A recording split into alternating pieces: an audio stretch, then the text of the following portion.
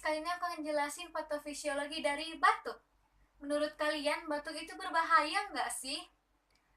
Batuk itu sama sekali nggak berbahaya.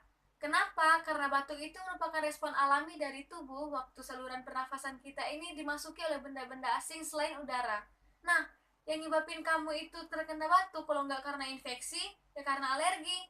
Jadi cara yang paling utama untuk kamu yang terkena batuk, kamu bisa minum-minum cairan seperti air ataupun sari buah. Tapi jangan minum kopi ataupun soda ya.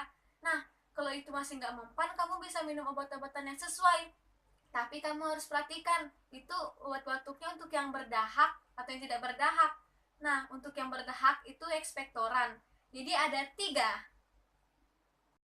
Nah, buat yang antitusif ada 3 juga. Terima kasih.